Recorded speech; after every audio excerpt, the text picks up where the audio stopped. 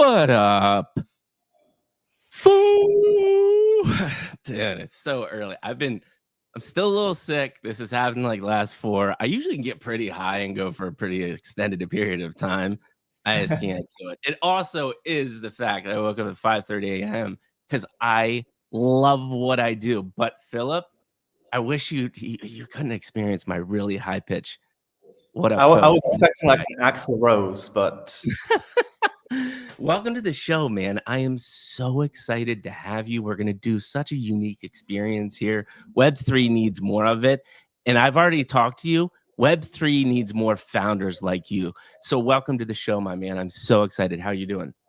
thank you so much for having me. I'm doing good. Doing good. Good. Had a pretty relaxed start to the day, which is something I can't say for the majority of the days. So yeah, just happy to be here and excited for the show. Dude, I am so excited. And, even before we get into it, I want everybody to know, like, I have talked to thousands of people, and I've got a pretty good person radar at this point. I already can tell this is going to be an amazing conversation, but I also can tell, like, Philip's just a good human being. And the fact is, if you ever FUD this son of a bitch, I'm going to be pissed because he works so freaking hard. So hard. This dude never sleeps. He's tired as hell, but he does it all for every one of you. So I'm already going to thank you, man, because I can tell just how hard. Plus, I've been through the production thing, but I'm that, like, you wouldn't have not liked me, but I know that clients that you deal with, like the brands that you've dealt with in the past, they can be a royal pain in the ass. And I just get to show up to set and say, hey, yeah, I like it or don't like it. But you're there grinding your ass for 16, 17-hour days in a row. So I also say thank you for what you do. And we're going to go through that. But like, the production world is not freaking easy. Am I right or am I wrong? No, well, thank you so much for saying that. It's quite rare for people to know what it entails, but you kind of nailed it. Yeah, it's you have to play both sides. There's a lot of politics involved. You have to sometimes say that you like a lot of stuff that you just simply don't. And I think especially when you're dealing with productions for big corporate clients where every creative decision is decided by a 20-person committee, that makes the creative process really frustrating and hard sometimes. So unless you get like really lucky and you have a director that can really feel out what the client wants, but at the same time is doing something that the production finds creatively inspiring and interesting, then yeah, it can get really tough. And as you know, you always receive things with extremely tight timelines, and a lot of the times people can't really articulate what it is that they're looking for. Right. So yeah, things get stressful, and but it is what it is. At the end of the day, I'm in the industry that I always dreamed of being in, and therefore, it's not easy, but when it's great, when it's good, then it's the best. So that's the way I think about it. Yeah. I mean, I agree, and we'll get deeper into this in the future of the podcast. But one, I like what you said. It's very rare that somebody understands this world because it's a crazy. The best way I've ever heard anybody describe it, that what we've gone through, is it's the equivalent of a traveling circus, but instead of these people being incredibly poor, they're actually incredibly rich. And so they do all of these crazy things in addition to their money, but you're just surrounded by like 75 people on set that are just absolutely nuts, like the craziest shit you've ever seen. And they know how to party hard as well, too. So that's the best way I've ever heard describe it. Traveling circus with a ton of money, because you're constantly traveling too, right? Yeah. No, I think that's the perfect way to paint it. Oh, I mean, I don't even know where to start. One Don't thing worry that about it. We'll get there. We're gonna do the intro, and we'll guide you through that part, because I'm actually really excited about that conversation, because I don't get to talk to people, a lot of people that have gone through it. And everybody, if you don't understand what we're talking about, Filip is executive producer, has done a lot of video, movies, shows, and working on a set is a wild world. And then I was from the client side. I worked for Geico, a large car insurance company in the US, and we spent over $2 billion a year on advertising. So we shot a lot of TV commercials. So I was on set and we understand this crazy world, which it is. It's a crazy world. But enough of that because we're going to get there in the future. What we like to do here is do a really sophisticated intro, right? Most of these spaces, they just come on, they say, "Hi, I'm Filip," and they got like 3 seconds to talk about the project, and then they're done. But we're gonna go deep, and we're gonna talk a little bit about Filip first, and then we're gonna ask the world famous midlife crisis question. So, Filip is developing Canna Sapiens, of course, as you can say, uh, deeply into the cannabis culture. So we'll talk about that too, because I live in San Diego, California, and they love weed here. They absolutely love weed.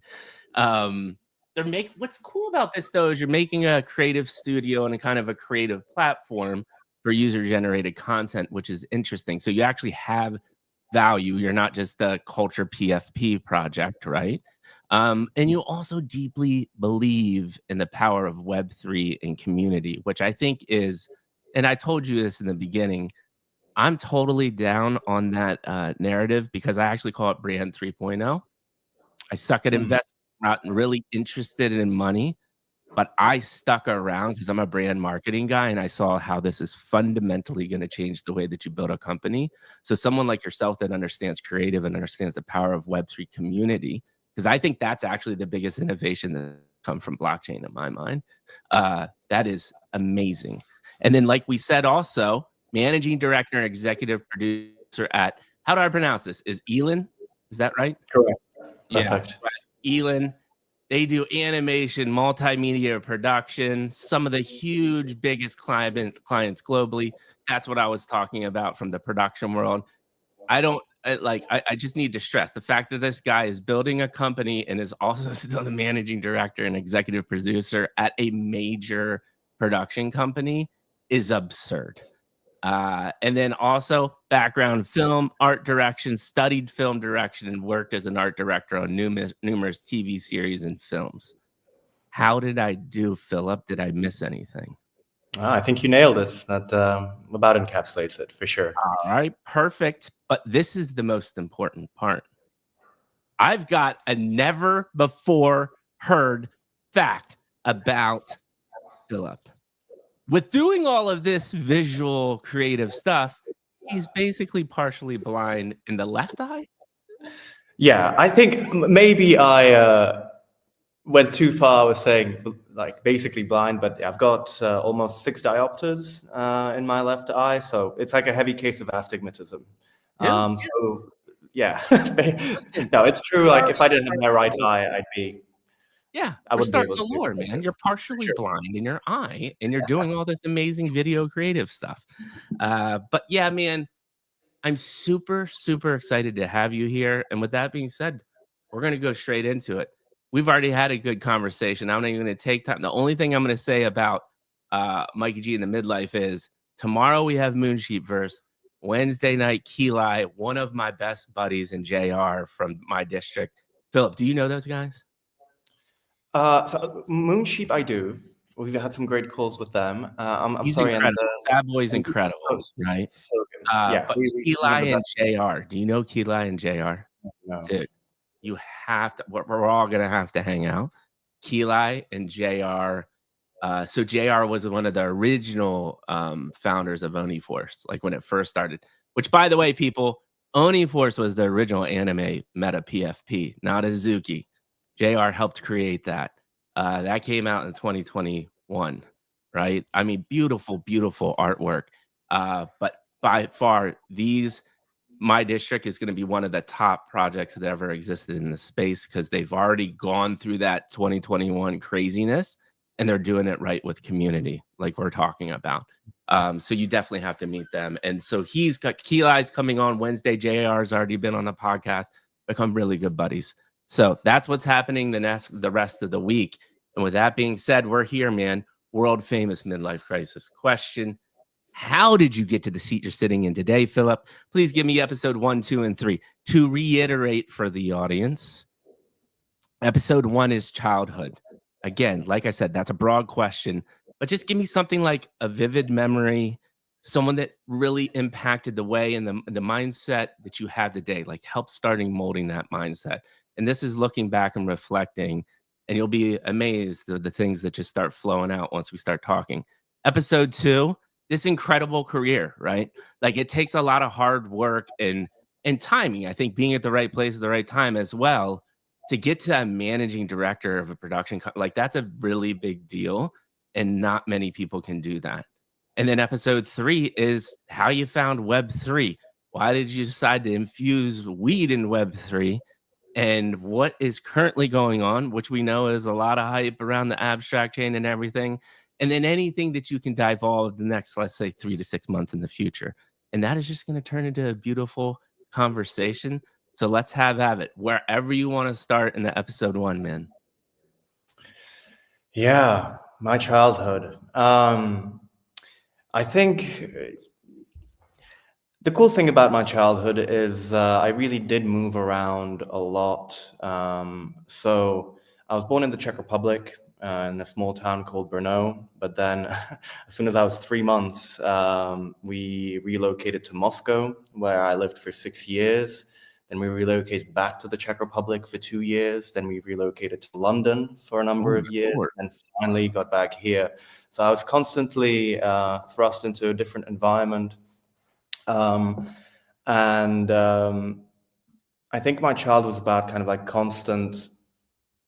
constantly adapting to new friends and new surroundings, because these surroundings were not just different from a geographical perspective, but also from an economical perspective. When I was growing up, I was about 11.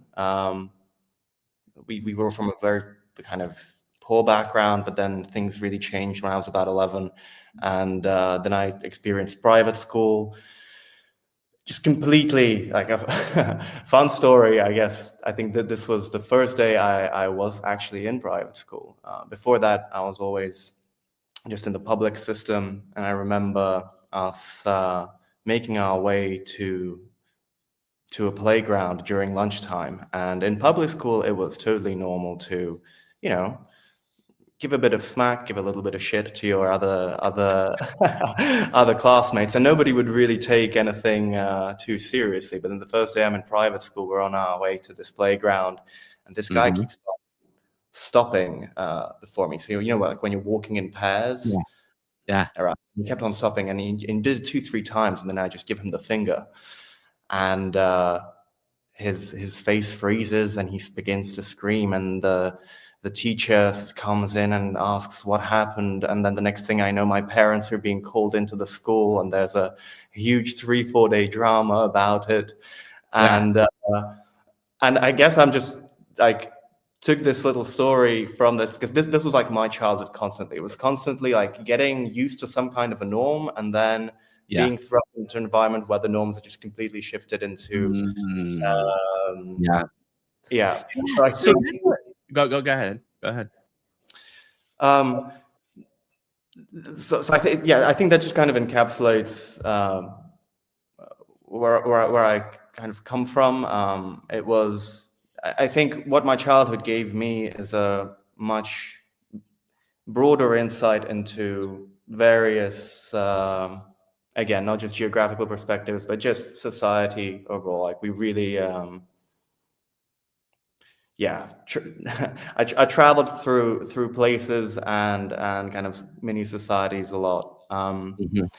So then when we finally settled in Prague, I gave everything to sport. I was always I loved sport quite like nothing else. Okay. And I took it very seriously. I would cry myself to sleep after a bad football training session every night. I was always very, if I found a passion for something, it was my alpha omega. It's what I woke up with, and it's what I fell asleep with. I never envisioned doing something in my life that I wasn't completely completely passionate about. Right. So I really just didn't even see another avenue other than me being a professional football player. Mm-hmm.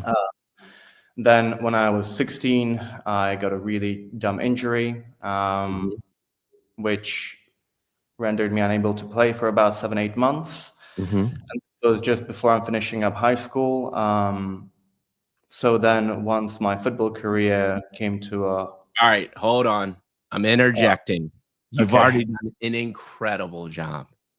You have given me so much information. Like I said already, we can talk for 6 hours. So because we're already getting into high school and we're talking about football and injury, I think there's a ton of stuff to unpack with what you just said. So the first thing that I'm really interested in is you traveled to all of these different places. So looking back, were there obviously were drastic, like you said, economic, social norms, all of those things. What I'm always fascinated by though is there had to be something that you took that like was consistent through those times or a mindset that you got to say like, hey, if I act this way or if I hold these values or principles, it's going to help me no matter what situation I'm in. Do you have any thoughts there? Does that spark any thoughts? Yeah. My family, so I love and deeply respect my parents, and I would never, let's just say, but we had a tumultuous um, time at home. Not Yeah. like the most safest kind of environment there was. Yeah. So, in addition to us being constantly on the move, I think I developed a very just a thick skin, meaning that with the moving around, with the stuff going on at home, I really just had to kind of crystallize this very strong mind frame, so that I can just keep on going no matter what. Wow. Yeah. So yeah, whatever the challenge, whatever the change of environment, whatever is going on at home, um, don't listen to the outside noise. Just keep on powering through. And I think that's why I'm kind of able to do what I do today, because I don't I don't link I don't let things get to me, to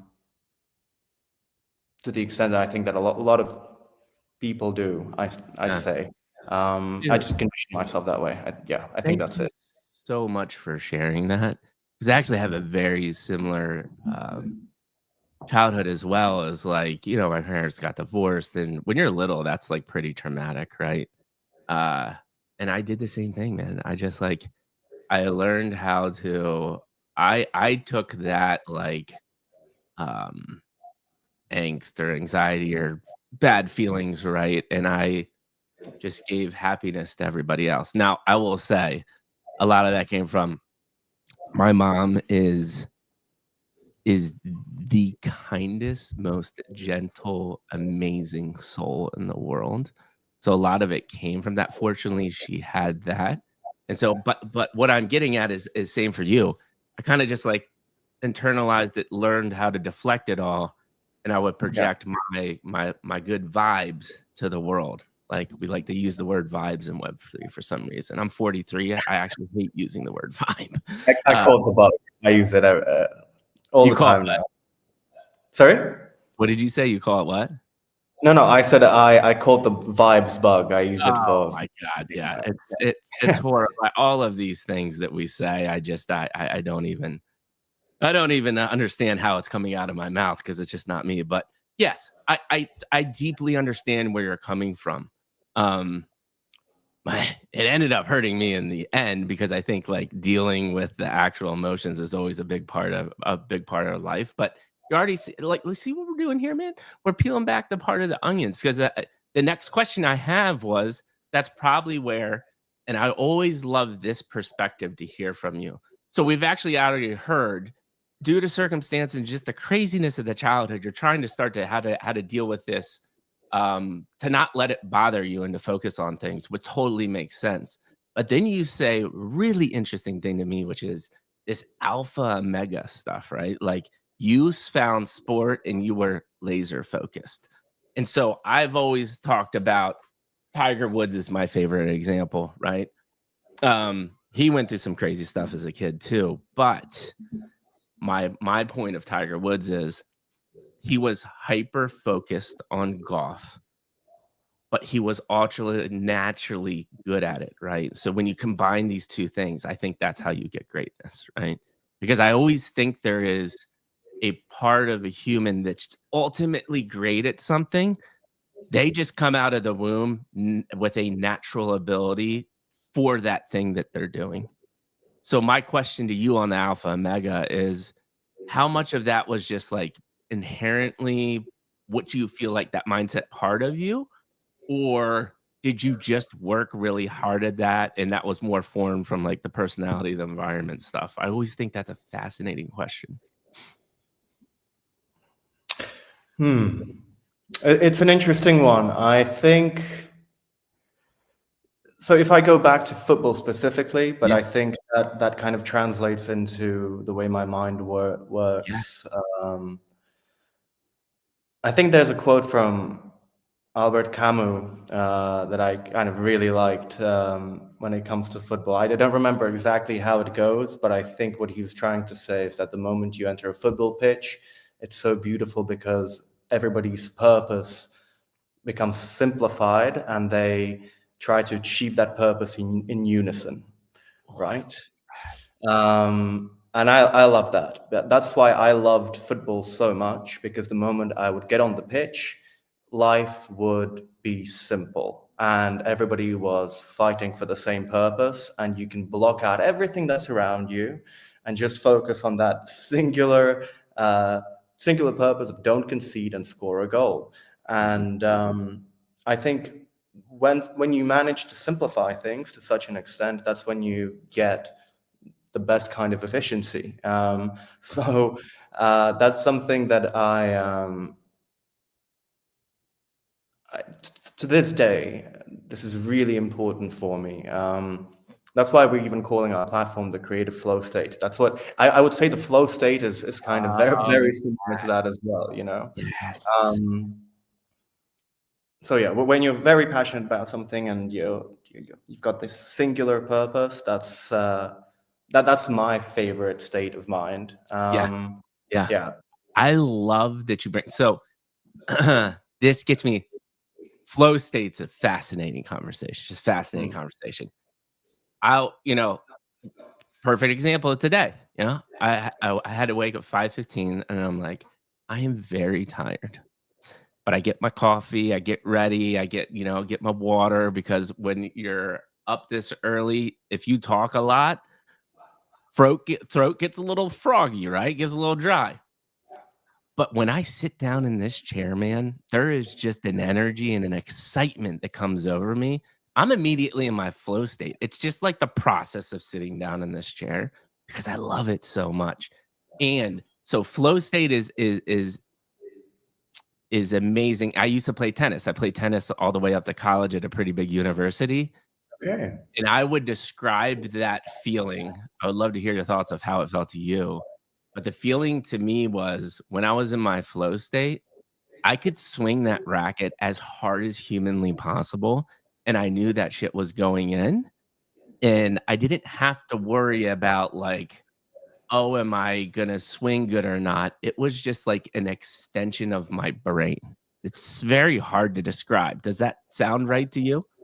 Oh, 100%. Yeah. Yeah, Especially yeah, the higher up you get, it has to be so ingrained within you that your body's functioning like a reflex, right? It's not a mind process anymore. It's just something that's so deeply ingrained that right. it's automatic. Yeah. Yeah, and it's all and that automatic is like the perfect form that and that's what comes from the 10,000 hours of repetition of something. So one, that's a fantastic. I think, and I don't know if you agree on this, the only way to get in a flow state, the only way is to do it a bajillion times. Do you have any other thoughts there? To achieve, I think that's an interesting one. I think I think it's achievable, maybe not through repetition as well, but I don't think it's such a sustainable flow state. I think, yes, the repetition, I think, definitely, I think, invokes the most useful flow state. I think it's Right. very easy to get into that like pseudo flow state where it's just a lot of inspiration and it's that adrenaline rush. Mm, And I that's like that. very creative as well, but that flow state can also be kind of dangerous because then you look at what it is that you've done the day after, and it's not nearly as good as you thought it was. Yeah. Yeah. Yeah, No, but mostly that I agree though. Yeah. you actually bring up a great point. Great point. I love this because inspiration and flow state um, is also a very creative process as well. You can talk it about. It doesn't have to be sport. I think everybody's head immediately goes to Yeah. sport. This is one of my favorite topics ever. You're obviously a creative guy. We need more creativity in the world, especially with the youth of the world.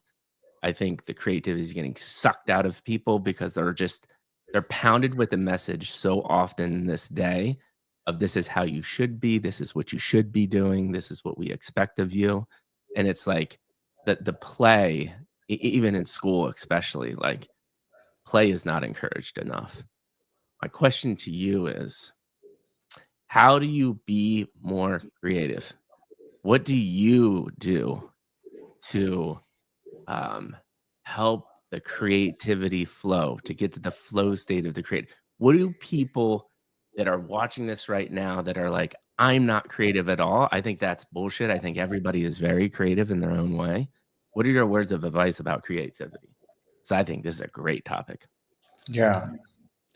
Yeah, I think, well, most crucially, you have to consume creativity in Mm, order to have your own ideas. So whether it's reading, watching, you have to consume. You have to take out the time to really take in other people's work.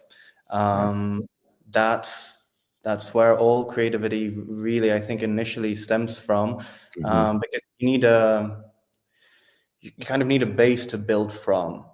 Um, for me, that was Tarantino movies when Ooh.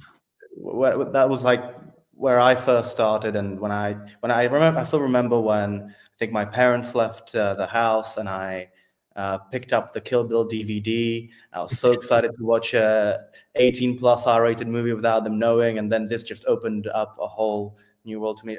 I'm on sidetrack to this story, but I think number one, you have to find the time to relax, to consume creativity in a with a calm mind where you're really taking it in, Yeah. um, because that's you're kind of expanding your own creative horizons by consuming other people's creativity.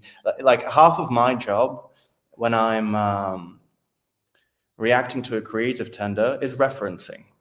So if I get a creative brief, I need to be able to explain my creative vision, and the most efficient way to do that is to say, I want to take a little bit of this, a little bit of this, and then mix it up with this reference. And the clearest way to communicate that is to show it. Yeah. And your referencing is only as good as the amount of creativity that you consume. Yeah. So I think Yeah. that's the first pillar for me. Yeah. Yeah. Dude, I love that. I don't know why, that just gave me chills, man, because I get really, really excited when people talk about this because more people need to hear this stuff. So a couple questions even spawning off of this, and then we can start getting a little bit into episode 2, but this is already a fascinating conversation. See what we're doing here? By the time we get to Canna Sapiens, everyone's gonna be like, "Holy shit, I get Philip. I understand how this craziness is working, and I am so excited to buy a Canna Sapien." So you said 2 things that were really interesting. One, I when you say really take in the creative, I think there's I think there's so many people that use TV, books in an escape as a way to shut the mind off. I don't think any of these tools actually are extremely useful unless you're actually not shutting the mind off and being curious while you're consuming this creative. Does that make sense to you? Yeah, I think I 100% know what you mean. That's why I'd say the second pillar is you need to have you need to have your own creative medium Yeah. that's that lens through which you consume that content, right? So for me, that's Canasapiens right now, 24/7. Yeah. So when I'm watching something, yes, I am taking in the creative work of somebody else, but subconsciously, I'm thinking, what here is something that I can use for Canasapiens, and that's where that creative process, where those gears start to Love start that. to turn. If Love you don't, if you don't have that lens or that creative medium through which to channel it, then yeah, you do run the danger of, or just even an ambition, then you run the danger of consuming it passively rather than that. Yeah. proactively. Yeah, No, no, I yeah. love that. But I'm also getting at a different angle too to say, not at every moment in your life do you have like a creative passion or a creative outlook, right? You're not having a driving force. Maybe you're just in that in between time of your life and you're trying to figure out what to do next. I think the other thing I'm trying to say is when you're interpreting these creative mediums, be curious about why they're using the color palette that they're using. Um, why are they using specific references, right? I think people don't realize, like, especially in movies and TV, how many kind of like hidden references because of exactly what we're talking about, right? No creative idea is actually original. Like at this point, like everyone's referencing past creative to come out with a new idea, right? But there's so many nuances as to like what was Tarantino's motivation, right? He obviously has a lot of motivators. So if you understand where his mind's coming from, you're going to be able to get those references a lot more. Does that make sense? Yeah, 100%. Okay. Yeah. I just wanted to make sure I'm not crazy because I think these are the things that you should be talking about as well. And then to follow up on that, the last thing, and then we can start moving on is you said that when you start interpreting these things, you need to show people like what you mean. I do you typically use video or images or text more to convey these messages to like a client, right? You're like, okay, I'm interpreting what you're saying. Here's some references. What is usually your output? Are you using like GIFs and videos to explain the messages, or is it more writing as your personal craft?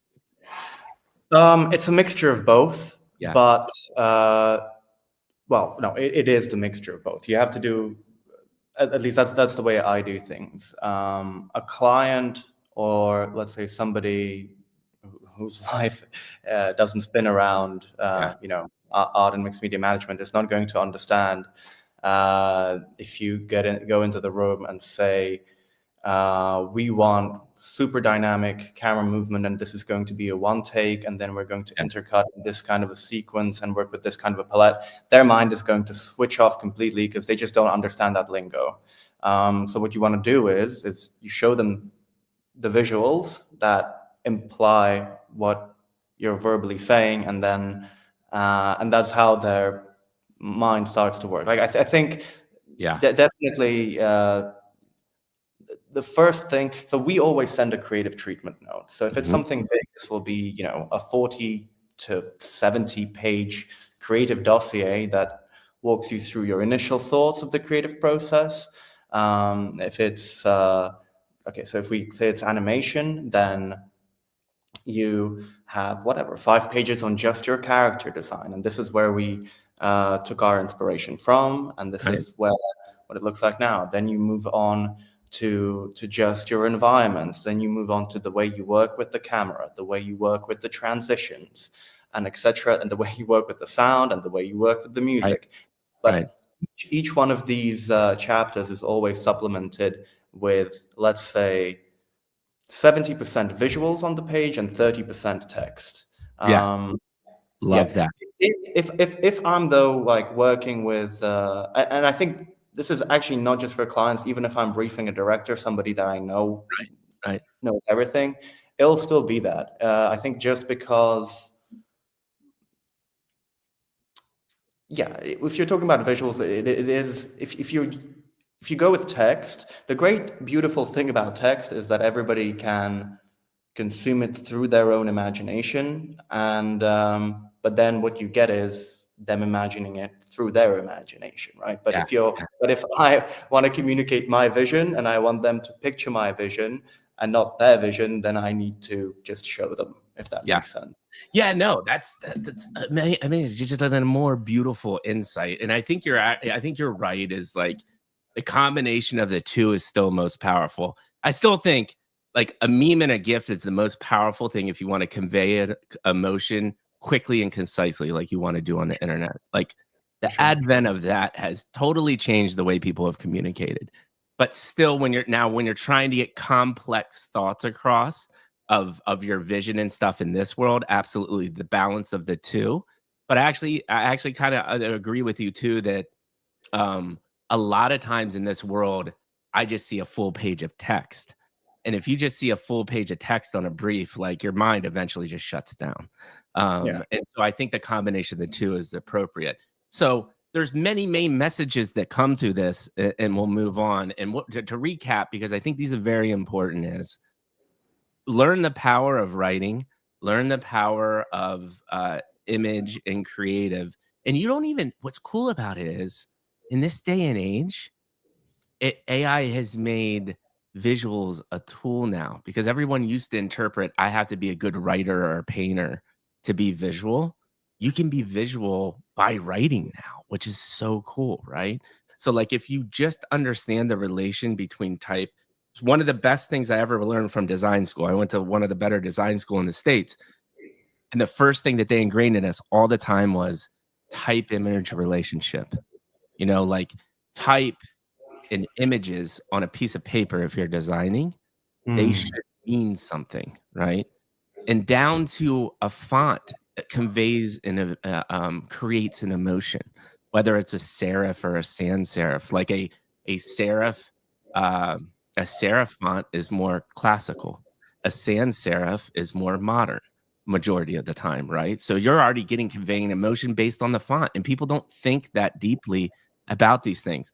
Colors convey an immense amount of emotion, and people start just thinking of this as a topical of whether I like it or not. Like, and the main message here is to just like think deeper, try to understand why people are thinking this way, and you're already light years ahead of 80% of the people that are consuming content, right? And this For sure. stuff deeply matters if you're interested in this type of work, right? Like these are the things that Mikey G and Philip, these crazy minds are thinking about. So that's what I love about what we're doing here is like you're sharing insight into the amazing mind of Philip and trying to help people. Like I think even this conversation we could end right now. Somebody would listen to this and if they were like on the fence about creative, they're now motivated to say like, oh, Mike and G and Philip might have something here, and we might have just created the next freaking Mozart. Who knows? I don't even know what just happened. Um, Amazing conversation so far. So let's get into episode 2. You were talking about football. I think we were getting to like an injury, which is probably a pretty traumatic situation. And then I really want to start talking about this journey into the production world.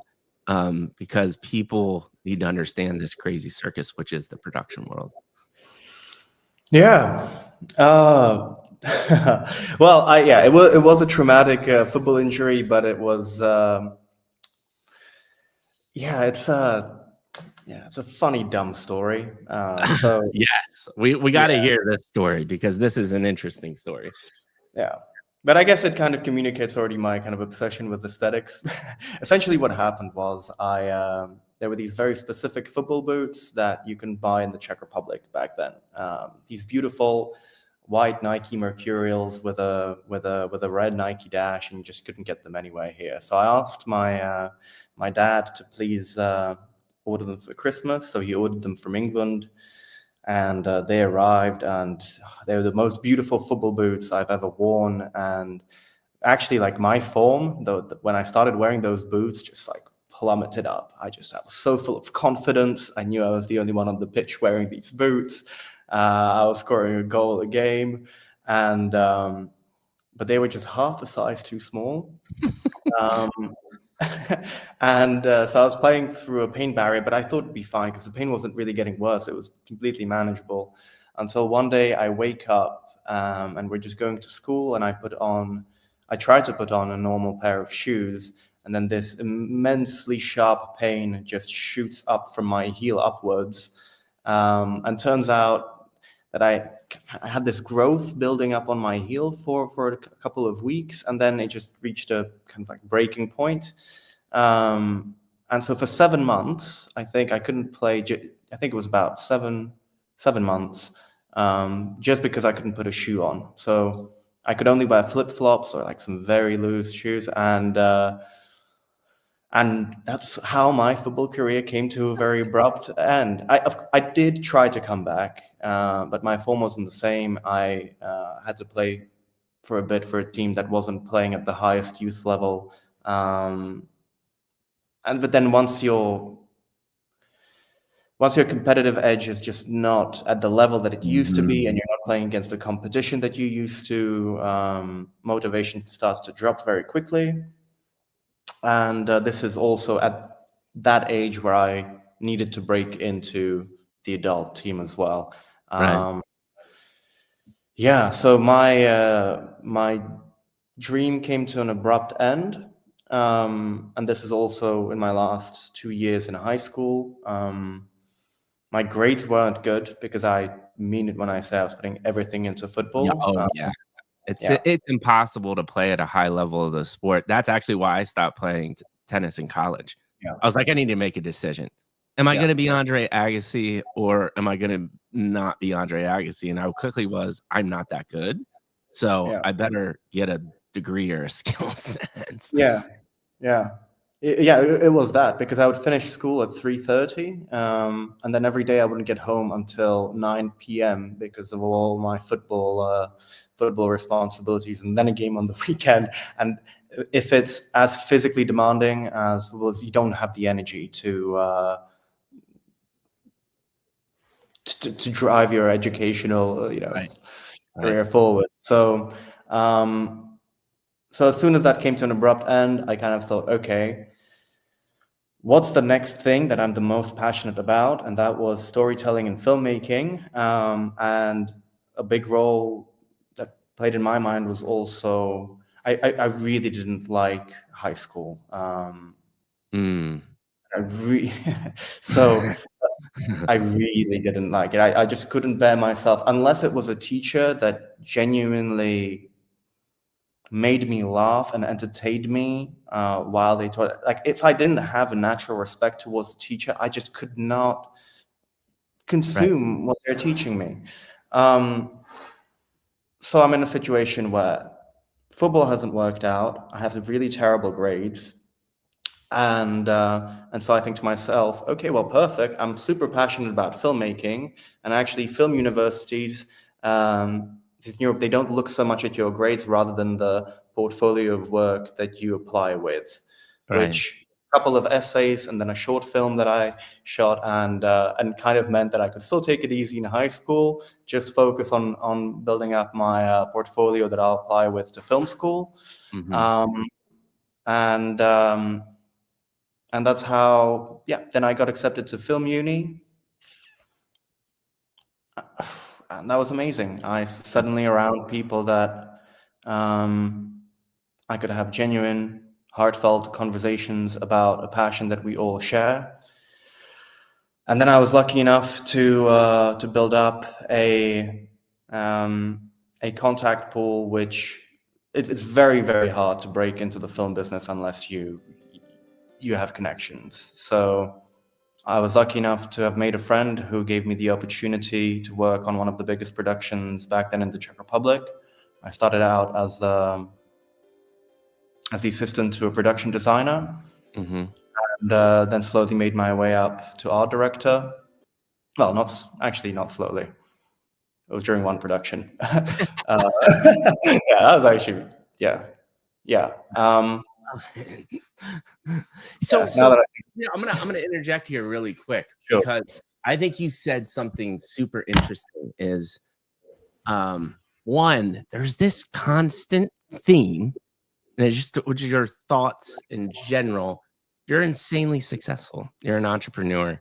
You've achieved heights in the production world that not many do, but you hated school. And Mm. I just that like the hating the school thing comes up time and time again with entrepreneurs.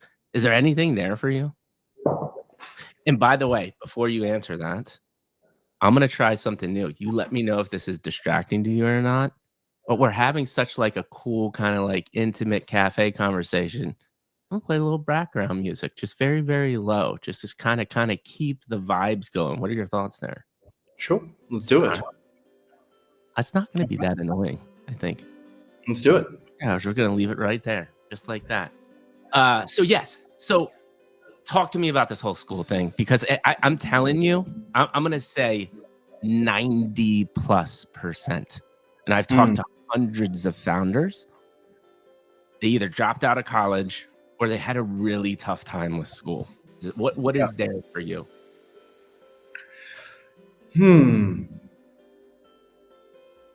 Yeah, that's a very interesting question. I'd say, well, I'm going to speak for myself personally, and that it might be a trait or a characteristic that maybe other entrepreneurs share.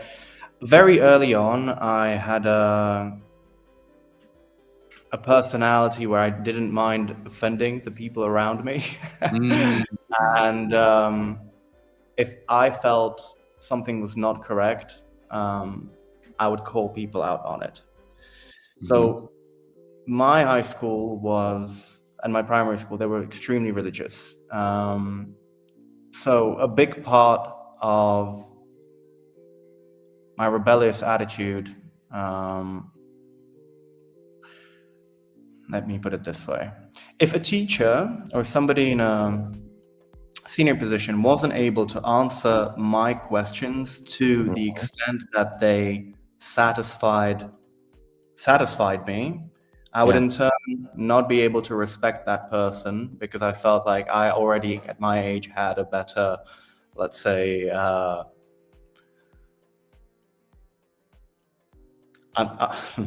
yeah, this will sound arrogant, but I just felt No, like I think people need to hear like the raw unfiltered. Go for it, man. yeah, I just felt like I had a more mature outlook on life already back then. Yeah. I just didn't understand because you see, everybody around me was saying you can't put all your eggs in one basket. You can't go after football in such an intense manner and just let everything else an effect. Let your singular focus affect all these other things in your life negatively. You can't just dial in to that extent. You can't let your passion overrule your thinking in so many other facets of life. And I just didn't agree with that.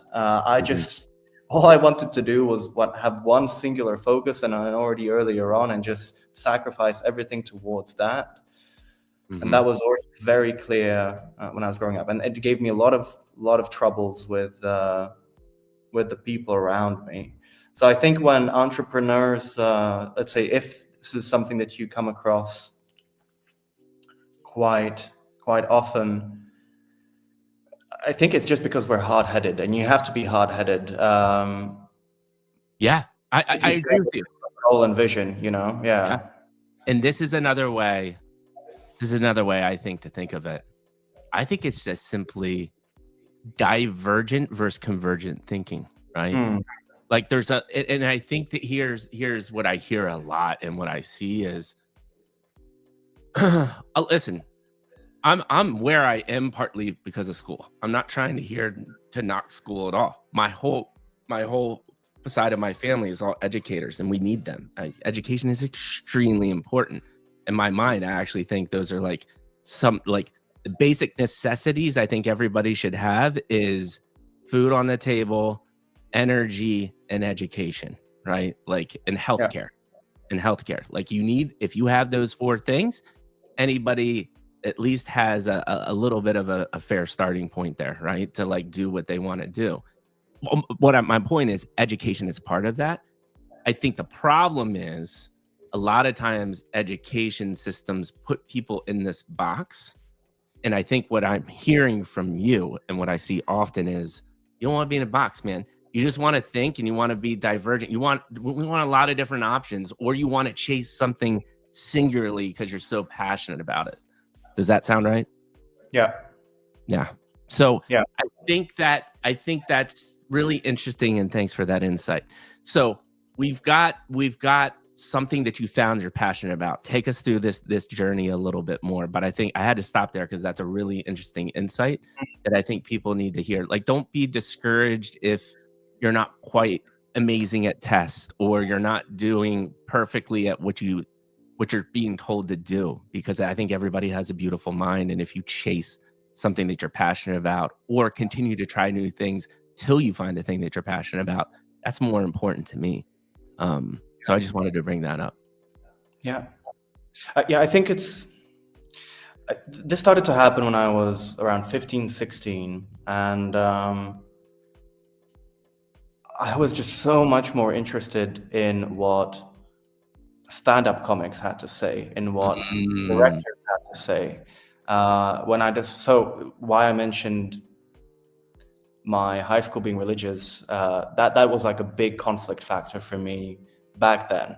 This was something I was constantly rebellious against, but why? Because I stumbled upon George Carlin when I was 15.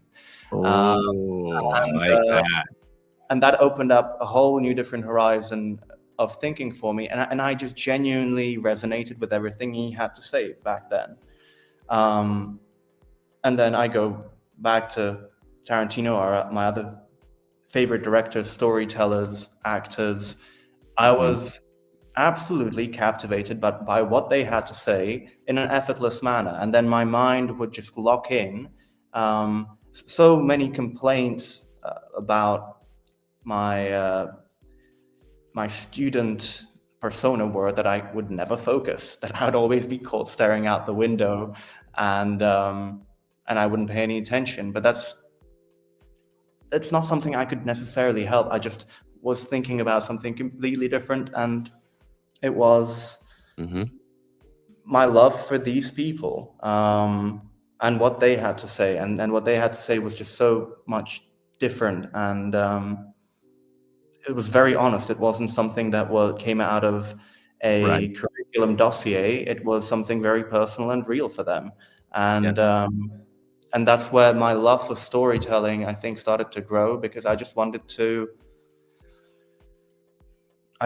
communicate things that genuinely fulfilled people and put a smile on their face. And if not a smile, if it's a sad or melancholic emotion, as long as it's real, and as long as it gives somebody to truly think, as long as it's inspiring and stays with something, that's what I wanted to do. I just wanted to give people something that they just genuinely experience. And that's what storytelling is for me. We just did one of the most important things here yet again, right? We've done this multiple times already through this conversation, but it was so unfortunate in 2021 with the amount of just scams and stuff, because there's so much potential. But what we just did was, one, we talked about your skill set, but we deeply humanized you in the sense that you truly have a passion for storytelling.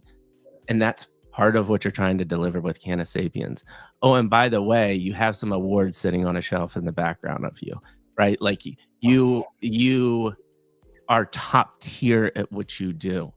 And people just chase the hype, but you have hype, and deservedly so, which I think is such an important thing here, that we just don't have time to sit and breathe and talk about this. So thank you for sharing that, man, because again, this is just now yet another layer of why I'm bought into Filip and the Canna Sapien world, because you have a deep ingrained skill set of the thing that you're trying to deliver.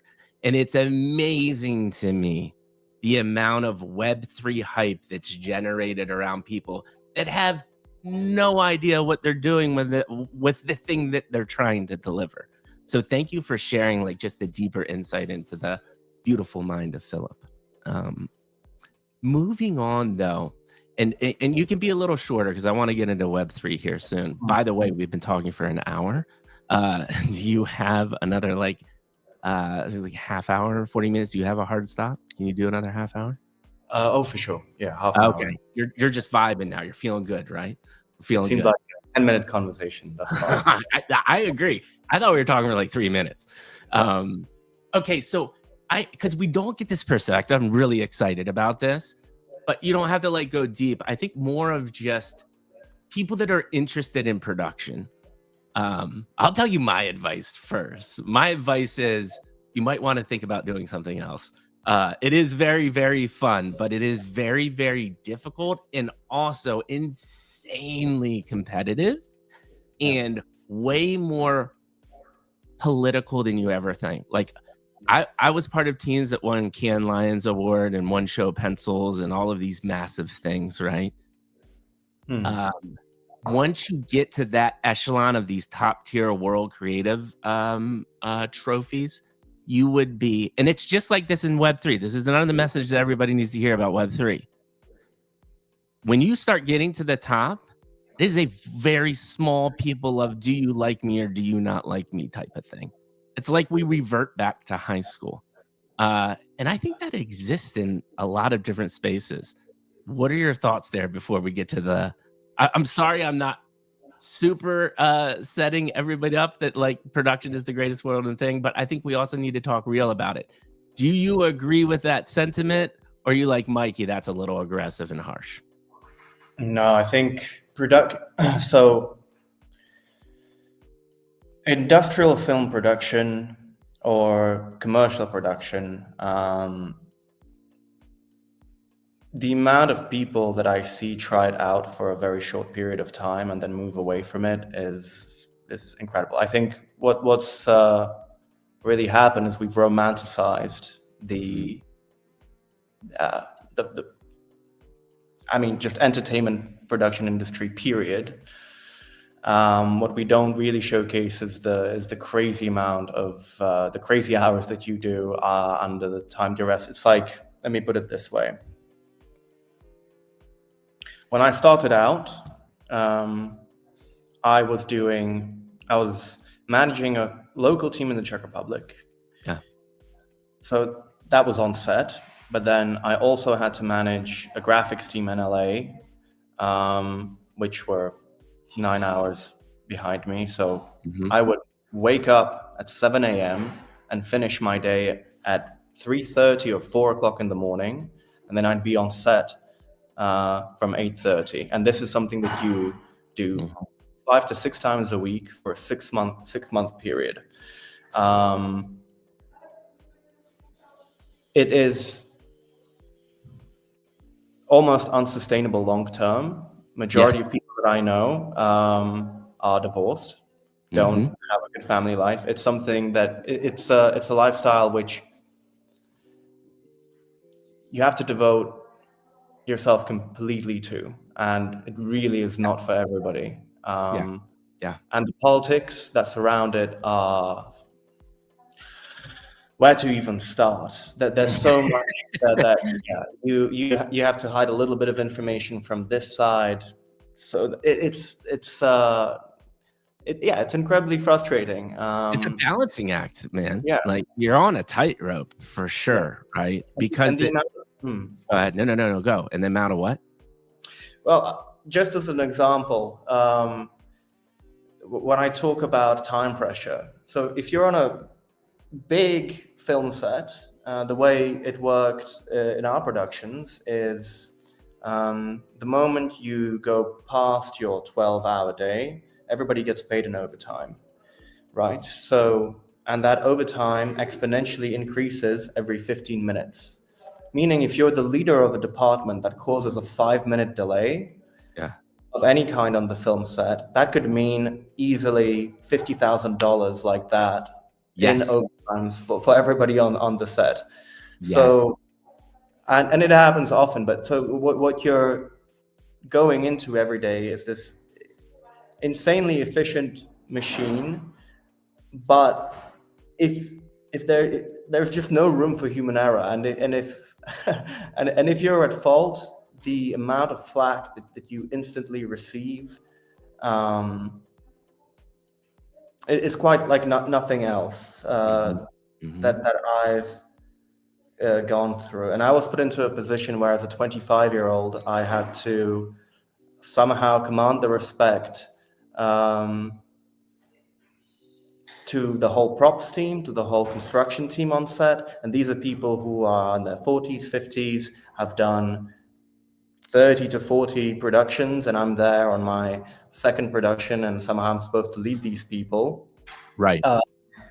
And I'm the one responsible that if the art department is responsible for any kind of a conflict, any kind of delay on set, it is your responsibility. And this is just as an art director on set. Then when you ascend to that producer role, where the budget is your responsibility, where the makeup of the team is your responsibility, where the relationship with the client is your responsibility, where the quality of the final product is your responsibility, and you have to juggle multiple productions at the same time, and these are productions with insane budgets, but insane deliveries, and you have to do this, you have to do multiple of those, and then run Cannabis at the same time. It got wild last year.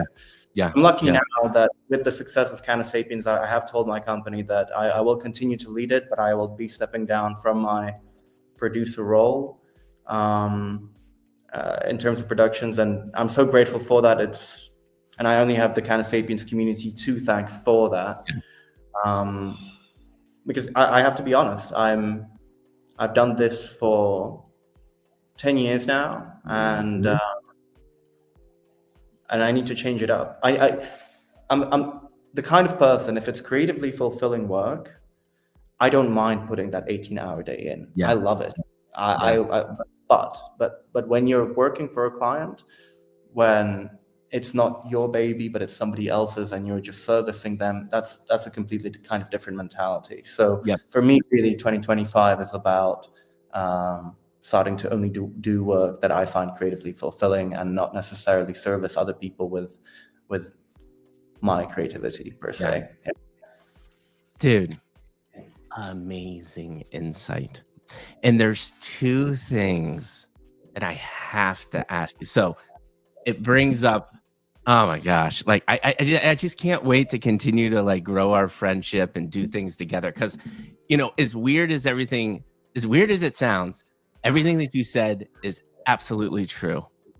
And it sounds horrific to anybody that it's like, oh, maybe I should double question whether I go into production. But I also say the times and the friendships that I met with the people that I did vibe with throughout this process was amazing. But 100. one of the things and this is just random luck, right? Or fortune or fate, however you want to believe in it. So we had a really top tier production company called the Martin Agency that was in Richmond, and my account team was awesome. They were really cool. But I also had it wasn't that it was like worse, but it was, they didn't do the like flagship commercials. We created this Geico Gecko and a caveman and all of these icons, and that came from the agency. There was another agency that did like more of the like non-preferred products like motorcycle and stuff, and it was more action shots, and it wasn't this like iconic stuff. This guy to this day is one of my best friends, and just one of the most human-centered, fun people to be around. And what we did was blow everybody's mind in LA, because we would come to the set and we would just laugh all day long. Everybody loved us. I was the client that people would say, if you have a chance to work with Mikey, you need to figure out a way to do it, because you don't feel like you're in this craziness that you just talked about. And so the point to me that I'm bringing up is, and your thoughts, and I'm firmly convinced that this is the one thing that anybody can live by to lead a fulfilling life, and that is just be a good human being. It's that simple. And all of the things that we talked about could be radically changed if you just treat people like people and be a good human. What are your thoughts there? I couldn't agree more. I couldn't agree more. I think if you do work where you know it comes from a truthful, good place in your heart, and by that I mean work that you know will bring joy or comfort or just benefit to other people other than just yourself, and you sacrifice for that work, that's the winning formula.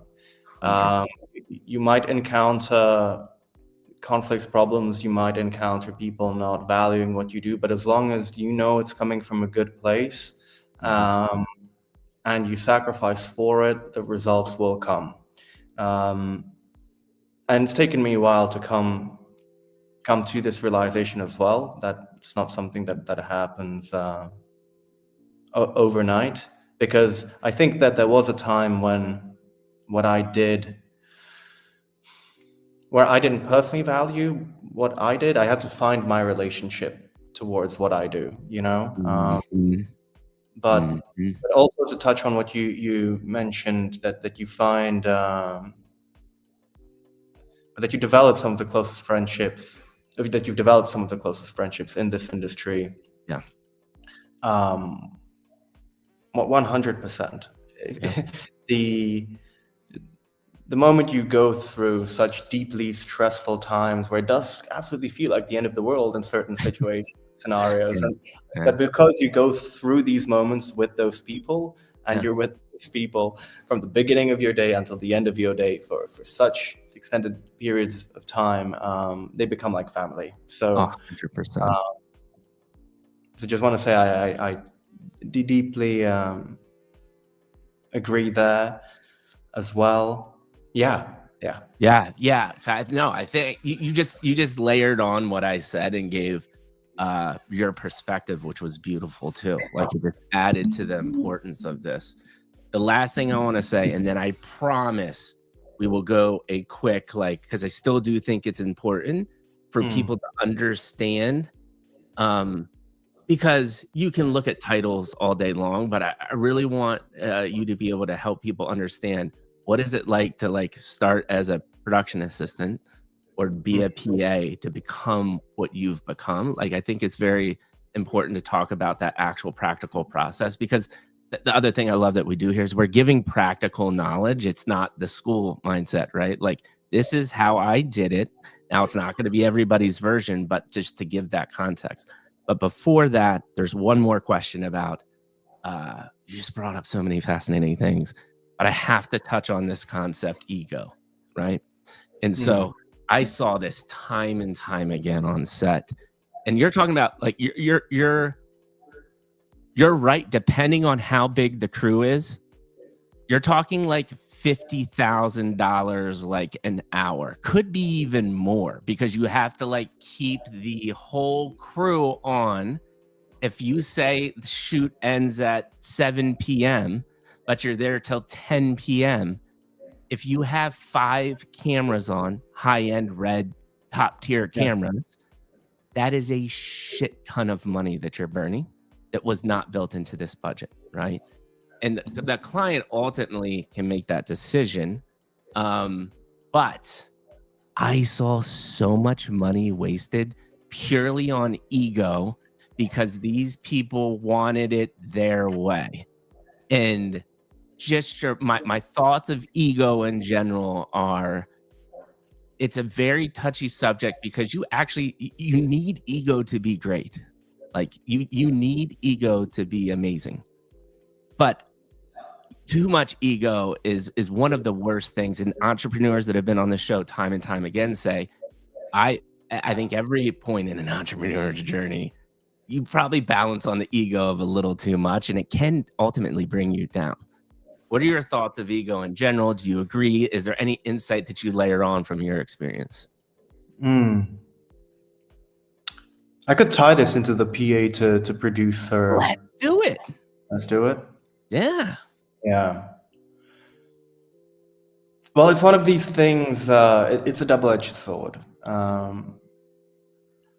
You absolutely do need to have ego to the extent that people respect you, and that does come with a certain kind of ego threshold. At the same time, your ego can't be overpowering to the extent where you shut other people's opinions out. I think that's the kind of where I would draw the line. So, if you start out as a PA, you don't have the pressure on yourself to be that proactive because your job is very A to B and you do what you're told. Yeah. But if you want to move up, what you need to exhibit is proactivity and creative problem solving. Yeah. Right. You exhibit your value by being put into a situation, and suddenly the head of your department maybe doesn't know how to handle one specific thing quickly there, or there's some kind of a problem that people can't solve. And if you jump in and just say, oh, maybe this is the solution, and they suddenly see that value inside you, oh, okay, he's just provided problem solving that's been extremely valuable, then they start thinking about you a little bit differently. But you need to have enough of that ego to analyze when that moment is good. Because also what I've seen so many PAs do is pick the absolute worst moment where to chip in with their ideas and nobody wants to hear their opinion. So you really have to be very sensitive as to like when that good time is. Yes. And yeah, so I think that's bad with ego as well. So it's very dangerous. It's like everything, moderation is key to everything, and with ego, absolutely. You need to have it so that people feel like they can follow you, so that you can be strong for them. But at the same time, if you start to become a leader that doesn't take in the feedback and the ideas of your team, good luck. Good luck. The people will start to have a negative view of you, and if you don't give them a platform to grow, they'll become disillusioned by working with you. So so you need to have it in order to build the respect so that people follow you and that they want to achieve things with you. But at the same time, when you make a mistake, and everybody makes mistakes, you have to own up to it, and own up to it in a way that is accessible for your team.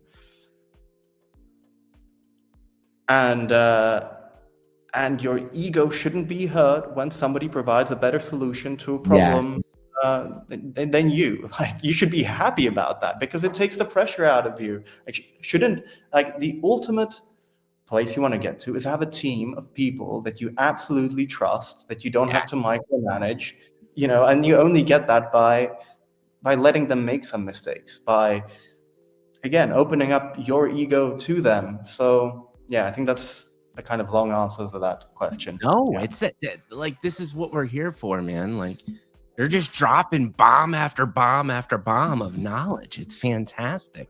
And that is the power. And I think the other thing too, I always say this pretty much every stream. People that watch me often get sick of me saying this, but I love, don't ever feel like you're repeating or long answers, because someone is going to relate to you about being super passionate about soccer, Quentin Tarantino, all of these things that you've shared. And because you gave your point of view, it's going to click, right? Like it didn't click for me until I heard different people talking about, like, I almost was like, holy shit, like, this is me, this is my experience. Because you can read this stuff. listen, if you really break down what we're doing right here, we're talking about the same principles every single episode. Consistent work over a hard period of time, dealing with ego, right? Taking risks, taking chances, making sacrifices. Like, these principles are not different, but your story makes these principles so fascinating, incredibly important. Hence why I love what I do. So thank you for sharing that, man. So let's go. Let's just talk about like the practical journey, and then we will talk about Web3 and Cannabis Sapiens. Okay. I'm just going to take one quick do it. Quick break, and I'll be right back. 2 minutes. Quick break, man. No problem. Okay. I hope you all realize that you have one of the most genuine, amazing human beings leading your project that you're hyped out about. And this guy is a wealth of knowledge, and I've talked to him a lot at this point. And I just think he's a great human being. And I think that is the most important thing you all should be thinking about when you're looking for a project to really believe in. Because I promise you this, the hype goes away quick in this space. I've been around for a long time in the space. Well, about 1,000 years, because 5 years is 1,000 years in Web3, by the way. I'm just telling you that right now. But the hype will die down quickly. The hype that you think Cannabis Sapiens will achieve on Mint might not ever even happen. There's no guarantees in this space. But you can drastically up your chances of learning, growing, making money in this space if you find leaders and founders like Filip. It is so critically important, hence why we're doing what we're doing. And I absolutely love doing it. Again, I'll also repeat, please retweet, comment, do all the things, because people need to hear these messages that are coming out of Filip's mouth. And then I've had a banner down here the whole time. I need really interesting questions. Come on, you guys just throw me some softballs. Like, you can't ask me the question, what was the biggest challenge Filip faced? Like, come on, we can do better than that, people. We need deep, meaningful questions. And the one that I like the most, they're getting a pre-sale spot. And then after that, when this ends, quickly, I'm going to make a follow-up tweet. And I'm going to ask a very specific question in this crazy conversation, which means you probably most likely needed to be here a majority of the time, or you better quickly know where this question might be answered within the conversation. And I'm going to ask that question, and the first person to answer the question in the comments, they're going to get a whitelist spot as well. So you should be paying attention. And I hope that you're all listening. So yeah, man, I mean, amazing conversation up to this point. Let's go quickly through the progression of a production person, of like what you can expect to get to your level, starting as a PA. By the way, PA, people, stands for production assistant. And the PA life isn't that fun. If the director immediately tells you he needs a Starbucks coffee, you're in a van going to get a Starbucks coffee. If something breaks on set, you're the one going to get that. You're picking up the rental cars, you're bringing all the equipment all over God's earth, and you're basically just a glorified assistant that is not answering emails or answering a phone. You're actually physically doing manual labor for whatever they say on the drop of the hat at any moment. Did I do justice for a PA right there? I think so, for sure. So, yeah. PA, the managing director. Just give us that simple journey, and we'll talk Cannabis Sapiens. Yeah. So I didn't start as a PA, but I didn't start as the traditional PA, meaning having the assistant director as my kind of boss. I was the personal assistant of the production designer. The production designer is the person who everything art department is his responsibility. The look of the sets, the look of the props. That's the art department. I think if you're But so if you are in a PA position, and whether it's being a PA on set or being a PA to somebody, you're responsible for that person's schedule, for getting them their coffee. Any need they need met is your responsibility, I'd say. So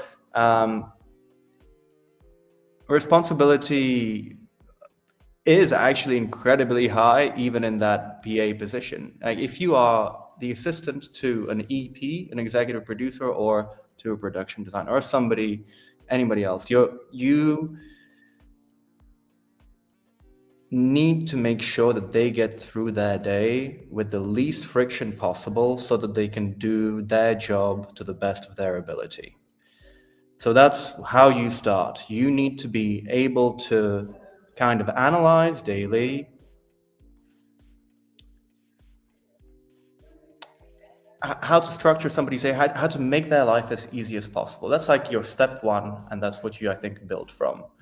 And then moving up just means that you grow in responsibility for more people. So you build from this foundation of, okay, I've managed to make this senior person life as easy as possible. Now your next challenge is to make the life as easy as possible for a team of people. And that comes with all kinds of new challenges. Suddenly, you're not just managing a production workflow, you're managing relationships between people. You're managing, you start to manage egos the moment you're managing a chemistry of a team. Next step after you are managing a team is to be also managing a whole schedule and finances to come with that. So that's when you get into that kind of head of production echelon, where you're responsible for the production of a project, but you're also at that kind of a level. Let's say you're not the one that's put the budget together, but you're responsible for that budget being met and for the schedule being met. And if you go over in budget or in the schedule, good luck answering to your producer. It's and already at that level you start to also, that's where you also just start to need to be creative with your solutions, because there will come a time when there's a stumbling block and a certain shot is problematic or something is just going wrong, and maybe your team doesn't have the solution for it, and you need to find the solution to get back into budget and get back into your schedule. So that's a kind of, I'd say, HOD position. And then to reach that producer level, that's where it really is. It's really about being able to think on your feet. But to an extent, you have to manage so many external factors. You're not just managing your external team. You're managing the client you're dealing with. This client has a lot of money riding on whatever you're producing. You need to constantly exhibit a personality that feels like everything is under control. You need to exhibit an aura that gives everybody confidence, and that it's like when something goes wrong, you need to feel that everybody needs to feel like they can just come to you and you'll figure it out somehow. And it's, how should I put this? It's a balancing act. You have to protect your team from the client, because the client will always have certain demands which are just impossible to meet. But you cannot lose the client. So you have to also protect the client from the team. And so it's always just this balancing act. And I think you nailed it. And I think the one thing that you said really, it was interesting, and I like the way you put it, is you need to convey an aura of everything is going to be all right, even though in the background the entire thing is burning down, right? Like there is a very fine balance and science to that, and I think that's learned over time. The one thing, uh, the one thing I'm missing is the tippy top. You're doing a really good possession at getting us progression. Is there anything from like the tippy top? Now you're overseeing all of this chaos. Like what is that like, or how do you make that jump? To that, like, yeah. Well, there, I think it's just about, yeah, there your creative acumen really does start to play a part. So I know fantastic people that are amazing producers, but they just simply never, let's say, maybe had that creative passion, and that Mhm. kind of limits them reaching that next level, because if you want to reach that level, then you also just need to creatively really provide something different. Yeah. Um, Yep. yeah. Yeah. So And, I think that makes sense and I think that's what we talked about, right? We're coming full circle because that creativity part matters and you got to figure out the process for you. But it is, and the best people I've worked with is you're absolutely spot on. They deeply understand the industry, the balancing act that happens. They know every facet of a production, whether it's, there's literally a pull focused person on top tier sets. This person sits in a chair and makes sure that the focus of the camera is perfect the entire time. That's their sole job. And it's this whole orchestra of people, gaffers, lighting, all of these different people working in unison. So you deeply understand that. But the hard part is now how do you utilize this orchestra in a creative and interesting way, right? And I think you nailed it at the top. You need to understand that as well. Because the ironic part about all of this is anybody can actually call themselves a director. And if you surround yourself with very good teams, some directors don't know shit about shit and they just have the right teams around them. Am I right or wrong there? yeah, for sure. Which is like crazy, right? But we're talking what Filip just described is we're talking about getting to top tier and doing it the right way. You need to know all of those. So, dude, thank you so much for sharing that practical journey because I think that's important. Now we're getting into Cannabis Sapiens. TL too long didn't read. I literally have to say it in my mind. TLDR of how you found Web3, what got you excited, and then we'll talk about Cannabis Sapiens. Yeah. So other two founders are the ones that got me into Web3. They're OG frog holders. So essentially, some friends of these other founders launched a NFT collection way back in the day that was really successful. Can we say the name? Well, yeah, it's not successful anymore, but it was Okay, we don't have to talk about it.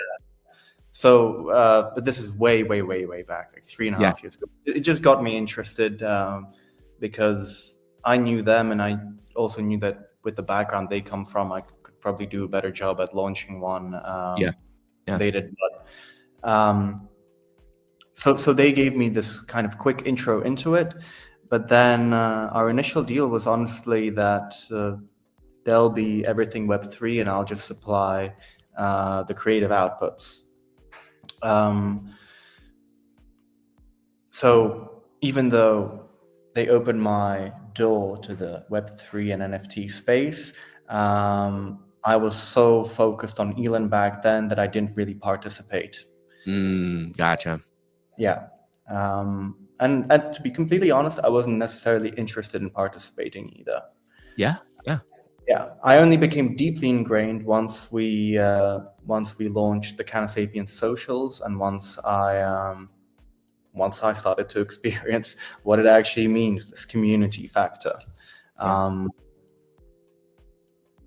That was the most eye-opening Web3 experience for me, because I'm somebody, so I'm just the creative behind Cannabis Sapiens. Every other facet of the project is left to people that know the technology side factor of the. So I'm just the one that's shaping the creative ethos, all our imagery, and et cetera, et cetera, et cetera.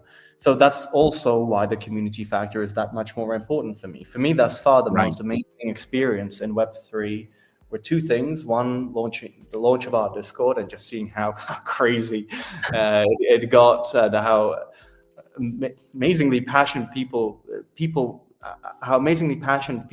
were about something where we didn't even have all that much out.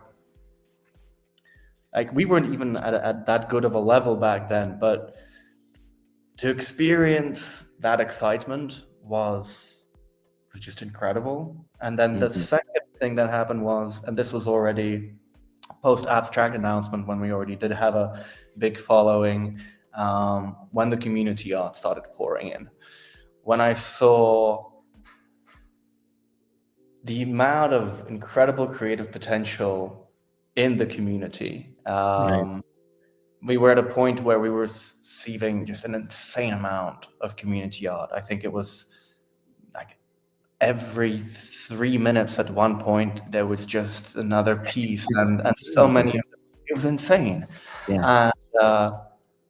But so much of it was just so original, and if it wasn't great from a technical perspective, it was just great from an entertainment perspective. So that's when I truly realized that what's so beautiful about Web3, and for me, Cannabis, is that we're building something that's bigger than any single individual, and that we're genuinely building something, that is a culture and a movement rather than just a brand. Because what we're building, before we get into this brand and before we get into the creative production house and all this stuff, which will, yes, power Cannabis financially, at first we're just building a space where people are bound by a certain ethos, where they love to interact with each other, and where they just love to be. That's the base for this whole thing, and that's where I think Web3 is at its most powerful, thus far, based on my experience. The amount of passion, connection, inspiration that a healthy, buzzing community provides. That's what I love about Web3. And I also love the trust factor in Web3. This is more like when you're dealing with other projects rather than just with community. But what I really love about Web3 is everybody also knows that once you reach a certain level, if you call somebody out on something publicly, you can kill their whole career, right? Oh yeah. But that comes with so many benefits, because people also trust each other more. Things move so much faster and so much more efficiently than on a Web 2 thing where you have to sign 30 contracts before you do anything. I think Web3 is just opening up a new way to form relationships, do business. Yeah, I'm so excited. I keep on going, but I'll stop there. No, that I think these are important messages too. Like, that's going to make a great short form clip, right? The one question I have about what you were saying, how do I ask it, is because the buzz obviously abstracts a part of the buzz. The fact that I can buy a Cannabis and make money, a part of the buzz. But for you, the one thing that stuck out to me is like at that moment where like new artwork's being created, 3 minutes. What do you think also adds to that buzz as to why? Because Cannabis is one of the most hyped situations going on right now. Is it? Do you think that power of storytelling in your art direction, which has brought that in as well too? Is there something else there that's creating that hype? Because I don't believe, my personal opinion, it's not just that you can make money off Cannabis and it's abstract. I feel like there's more there to get to the level of hype. What are your thoughts there? Yeah, I think what we've managed to achieve let me put this in a way. So let's say there are so many great successful projects out there right now. I think where we are a little bit special though is that I think our identity is quite. It's like if you see Canna Sapiens art, I think you already kind of have an idea of the identity, the culture, the humor kind of like seeps through the visual identity of the project. Yeah. I don't think we're like following a manuscript that's been done and tried before to the extent that, let's say, some other projects do. So because we've got this bedrock of cannabis culture, because we've got this bedrock of humor, and our ethos is just so open-ended, I think I'm gonna go back to that vibe word. Yeah, You know, it's totally cool, and that could be it. And I actually do think there is. Yeah, because there's another form. I mean, I don't know how. I'm not going to speak because I don't want to have this on video and be like Mikey has no clue what he's talking about. I talked to the Good Vibes guys, the Good Vibes Club. I don't know if you've heard of them yet. Super cool guys, and literally Vibe is part of their name, but it was the same thing. Like they're not really starting to do a marketing push yet, but you just went in there, and I think that's what, again, to your point, I'm a brand marketing guy. That's what's so fascinating to me is when you get to the top tier stuff that we were talking about, all of the personality and stuff is sucked out of. Like we were one of the few brands that didn't test creative to see how the audience react, because I'm firmly convinced if you're testing creative, all you're doing is testing to like the middle, most vanilla bullshit that you can put out. But what Web3 enables you to do as a creative is say what you want based around your brand ethos and not be handheld because you're afraid of how it's going to be interpreted to the masses. Like your brand is your company, and you're doing it because you're backed by your biggest fans, and you can build something beautiful out of that. Like that's how I interpret it. And I agree with you that you've already started to do that very early, which most projects don't do. They have some cool artwork. They're part of the hype train because they got the right KOLs around them.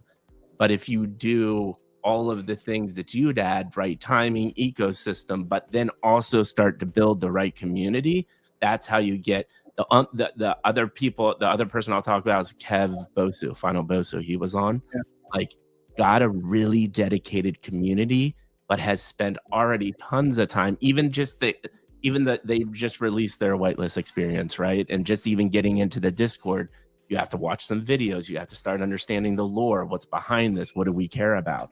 And you've created this culture and this understanding from a different perspective. That's where the real powerful brands come from. Because at the end of the day, the Zukis and the Pudgy Penguins of the world, the only way they're really still surviving is because the community still believes, right? Yeah. And when you create that from very early on, that just gives your success rate such a higher chance than the thousands of projects that are trying to launch and kept this hype train. So I think it's a really interesting insight.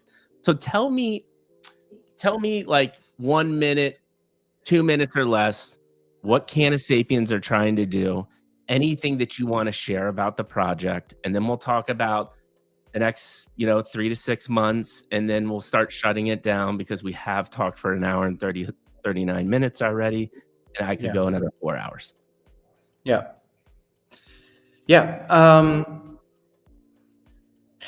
Or so you can I just said too. So whatever you want to go. One last addition before I get into Canna. I think where I'm just very happy now is that we've developed a brand image that's so easy to transpose into so many different styles, and people can really make their own. That's where your meme potential skyrockets. What I'm so excited about is when people start to see the Canasapiens when I do have resources available post mint, because we're not like what we've put out thus far is me working on a micro budget with no resources, with me not being able to really leverage the production house that I run. And when I will have the time and resources available, we're going to just really be changing things up. But at the same time, keeping the core of what we've done. So to wrap that up, I do think it's also extremely important to build IP that people can make their own in Web3, and that's another big factor that I'll address, I guess, when I talk about Canasapiens and what we aim to do. But essentially, an ecosystem comprised of two key entities. The first one, of course, being the Cannabis brand, a full-fledged Cannabis brand with its own retail locations, with its own product lines. We've already purchased our first store location. We aim to expand to 2 more locations by the end of Q2, beginning of Q3 2025. And not just a cannabis brand, it's a full-on lifestyle brand as well. So really our products are not going to be just limited to cannabis and cannabis accessories. I definitely see a world where we expand to fashion as well. We've already been approached by some interesting fashion brands, et cetera, et cetera. It's really a cannabis culture brand rather than a cannabis brand. It's a lifestyle. Canasapiens is about exhibiting a vibe. Yeah. I'm so excited to be a part of this lifestyle because it's totally my vibe. I live in San Diego, man. It is Canasapien, and if you could encompass Canasapien vibe, part of it, I'm firmly convinced San Diego, California as a whole is that vibe. I'm so excited. And I'm so excited to take it to the States. So yeah, can't wait. Dude, great explanation. And I think oh, go ahead. You still got something? Well, I was just going to say that this is the kind of bedrock, but then what really will make this stand out is the fact that we are developing a creative studio and production house that will be supplying this cannabis brand with 95% of all of its visual communication, and we will really be doing things differently in the sense that we do really want to inspire creativity from our community. So we really want to give them a platform that really enables a higher quality, more fun, user-generated content. And I really believe in inspiring, incentivizing, empowering, and then rewarding your community for what you do. That, like, if you hit these 4 things, that's where success is. Love that. So we really just want to build a creative platform that enables not just the community to push the Canasapiens brand forward in the coolest, most self-expressive way forward, but also to push the brand forward by me being able to give them tools to push their own personal brand forward, and that all comes together to Canasapiens. So when I launch a product, when I make a big announcement, it will go out with a big flagship content piece. But along with that, I will release it with the crazy amount of modular content pieces. People can think of them as Lego pieces that they will then use and give their own spin on. I could go into more detail around the creative platform, but I could go on for hours. So, but to keep it simple, like where I ultimately see it, what I want to achieve in, okay, I don't want to give a time frame on it right now because it is a big challenge. Do not put a time frame on it. That's a mistake Matters have made. I promise you that. Yeah, and it's an ambitious vision, but where I want to get to is I want to build up a platform that enables the highest quality, most fun user-generated content, but also I want this to be powered by the coolest incentive and reward system, so that it again incentivizes and inspires the creativity as well. So long term, what I really want to do is have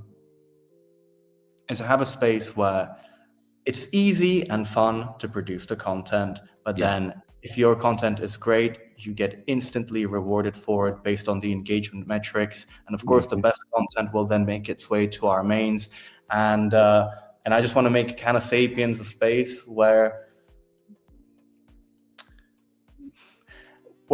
people, and they don't need to have a background in the creative industry. Like that's where my platform comes in. I want to make that life as easy as possible for you.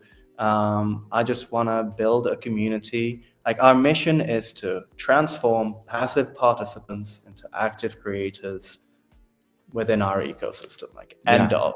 If I manage to do that, we're in a beautiful place moving forward. Yeah. Dude, you know what I just said, and we can, this is totally free. You can take my idea and make it your own. But this is so cool. This is why I love what we do. We just came full circle.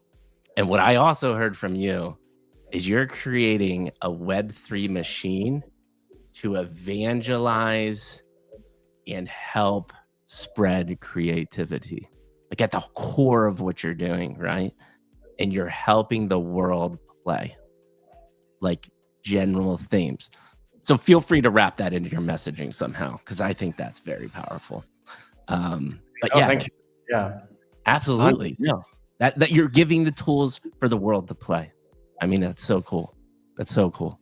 And these are the things that people need to be working on.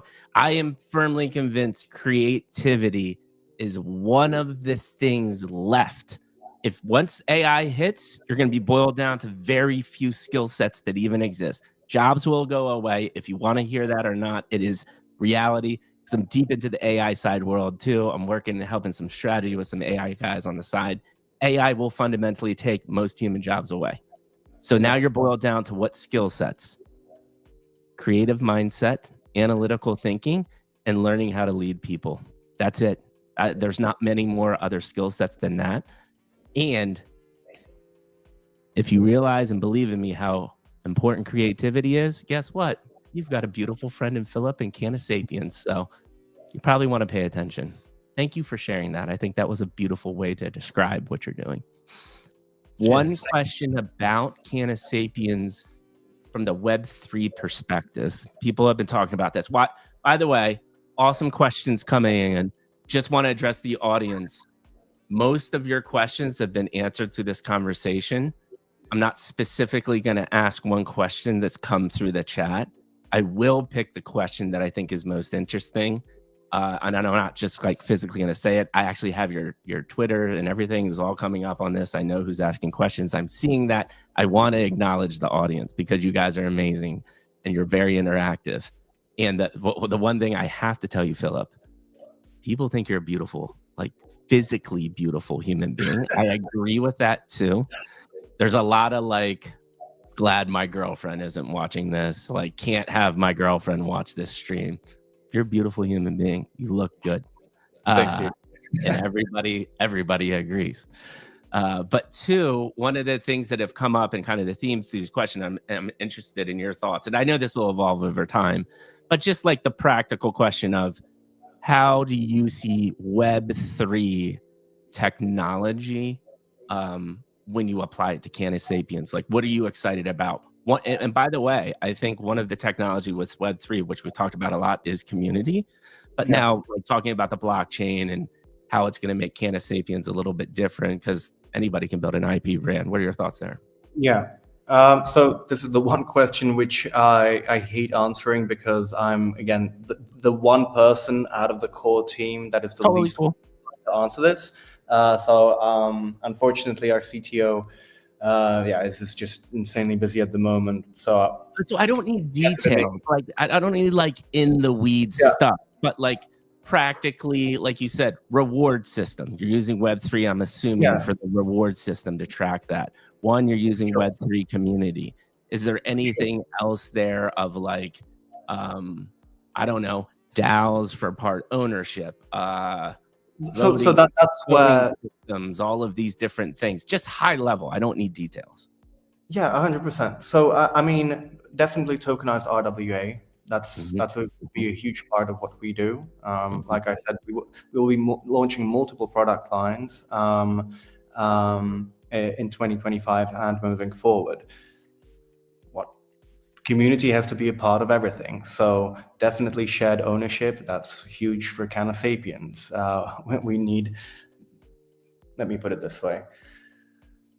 Because of our mission to take passive participants and make them into active creators, a huge part of that means we have to give a stake to everything that we do as much as possible to our community so that they, again, feel inspired and incentivized to interact with our ecosystem and for us to build forward. So that's definitely one big part of it. Yeah. And then to quickly touch on basically the financial and tokenized reward system for the user-generated content production. There's many things, and we really need time post-mint for significant R&D, because right now our focus has been basically on just building this foundation of the culture, the community. Let's start from there, and then post-mint, that's where we really refine this. But think about the platform in the sense that I'm providing you with all the tools, making your life as easy as possible to create the content. And then I supply you also with a platform where you upload your content, and then we have a cool self-filtering mechanism where the community itself basically votes in a clever way on what content makes its way to the core team before it goes on to mains, etc. But then I don't want to be just spammed with a lot of strange content. I need every submission to cost something, right? So you'll be spending a little bit of your token on a submission. Then, so it's not just... That's brilliant. I've actually not even heard anybody pitch that idea. Like this is like, that's how you're creating the ecosystem. Yeah, that's why I went up like that. I was like, this is great. This is great. Yeah, keep on going. This is awesome. So then I have a pool of all of the content. I don't want to go too deep on this filtering mechanism of the community, but let me just say that, again, the voting process is incentivized with the token. So people will not be able to see the most upvoted content. They'll get a selection of 5 to 8 content pieces that they have to look at, and then they have to put them in the order of what they found was the best, right? And then after I get all of my votes in, the people that have voted that have voted for the 25th percentile and up, again, get rewarded with the token. That makes sense. Yeah. Does that make sense? Yeah. That makes total sense. Okay. And then the final phase of it is essentially that we also reward people based on the engagement metrics that their content receives on our mains. So I'll provide you with that platform for that maximum exposure, etc. And then based on the engagement there, you get further rewards. But you'll also get a fixed fee reward for the content itself. So of course, Web3 tech for this to flow seamlessly, quickly. That's also where Abstract comes in. It's going to be it's going to be very complex to pull off from the tech side, but Abstract is the perfect platform for us to build this on. And then I don't think I even need to go into too much detail as to, of course, onboarding Web2 folk through the Canasapiens brand is of course absolutely huge for us, and there is no platform that's going to make that easier than Abstract. So I need my customers to very quickly and efficiently be able to be invited into my ecosystem, whether that's just through purchasing a Canasapiens product, entering our shop, or just stumbling upon us through socials. I need them to very quickly be able to enter my ecosystem and be part of the community and to experience everything. I can't have a 30-minute process of somebody setting up a wallet, blah, blah, blah, blah. No, that experience has to be seamless and easy. And that's where Abstract practice perfect for us as well. And then the whole community culture, an aspect of it. I don't know. I haven't yet had the time myself to go deeply through now the incentivization system that they've put out. I think it was Friday. So that will be the second half of my day today.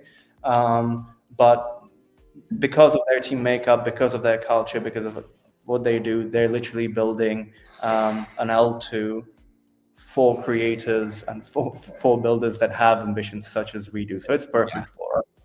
I think that's a quick touch on it.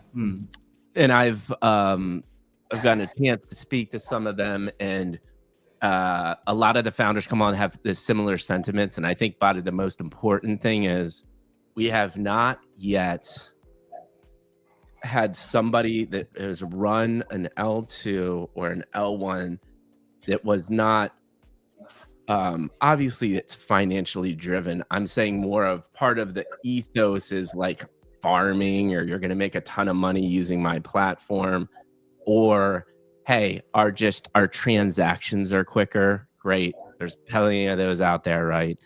But they really understand the power of user adoption, customer journey, ease of use. Like no one, and it seems like Abstract, out of anyone that I've heard or dealt with, understands just how important that is. Because most of the founders I've talked to, why they answer, why am I using Abstract? Because I feel like they're going to do the best at user acquisition, and that comes through UI, ease of use, customer journey. Because for everything we've talked about, the creative side, there's a very technical side and tons of smart people that spend hours upon hours a day of like, how do I effectively get somebody through an experience? And that's a whole art in itself. And the people at the top of this deeply understand that. And that is very, very important. And by the way, I also want to add, you didn't have your CTO, and you just did a beautiful job talking about how you're going to utilize Web3 technology. So you don't need your CTO to talk about that. So good on you. So this is it, man. We're very close to the end. I've almost taken 2 hours of your time, which is insanely valuable. I appreciate you so much. This is what we're going to do. Next 3 to 6 months, anything you can share. My advice is always don't overshare as a founder. That's one of the biggest mistakes people make in Web3, because it's brutal. It's brutal to be a founder in Web3 because the expectations are that much higher because of your direct access to founders. Like, could you imagine being able to just hop in a Discord and talk to the CEO of Coke any day, or pop on Twitter and just be like, hey man, what's up? How you doing? Like, that just doesn't happen. That's the value of Web3, right? Yeah, like how could that even happen? And that's such another huge advantage. It's like so I've now hired a number of community artists. I can't wait to work with them further post mint. I can't wait to hire more through the community though, period, not just from that artistic perspective, because it's just been so. The moment you just have a flatter hierarchy structure that's just super accessible to the very top, I just find that so exciting. I see a great thread about us like this, I might just stumble upon a great copywriter for what I need. And that person didn't apply for the job. He's not doing this out of some kind of a must need. They're just doing it out of finding something inspiring, engaging with that project. And the next thing you know, you're in touch with the founder and you're cooking up something far more long-term. I love that part of Web3 as well. And I completely forgot about the question that you just... We're vibing, man. We've been vibing for almost 2 hours. So the question is this: next 3 to 6 months, I do ask this one thing though. Since we've just deeply got to understand you, we're building this beautiful relationship. Maybe one piece of alpha that you might be willing to drop for this beautiful audience. And if you don't have it, that's totally cool. The next 3 to 6 months, maybe a tiny little piece of alpha. And then I'll ask you one more question. That's a softball. Do not start shivering in your chair. Very easy. And then we'll shut it down. I'll give you my closing comments. We'll call it a day. Cool. Okay, so 3 to 6 months. Let me just say this. We're not the type of team that's going to mint out and then have a quiet period for a number of months while we're building our thing and then come back to the community. That's a big no-no. Within straight away post-mint, we're rebranding our first store. But we're not just rebranding it, we'll be updating the community on a weekly basis around it. There'll be a lot of great content paired around the rebranding of the store. Meanwhile, we're expanding to 2 other locations, and we'll need to rebrand those as well. And there's so much to play with around just this concept. We also aim to launch multiple product lines in 2025. Again, this is not just going to be a process that I'm going to internalize to the core team. This creative process will be a joint creative process with the community. And I really want to launch at least 3 product lines in 2025. Nice. I think people, will very quickly realize that Cannasapiens is, we have some great advantages. All of the founders are based in the same country, so is the lead artist. The business that we will be building up, its initial basis in this country as well. That really streamlines and makes your whole building process so much more efficient compared to some other projects. So that's in terms of the Cannabis brand.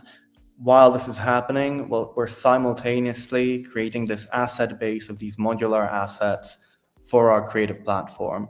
And that will be getting rolled out in waves. First, we'll just be releasing the assets. We'll be learning a lot about what is the most, let's see, how do I phrase this? We'll be learning a lot about what assets speak to the community the most. So within the first 5 months, I really hope to really learn more about the culture that I've built as well, because culture isn't something where you're like, okay, this is my target culture and I'm going to build that culture. You can do that to a certain extent, but what comes back to you is how your community kind of experiences everything that you put out, and that needs to come back to you. You need to kind of learn from that, and that really affects your creative output as well.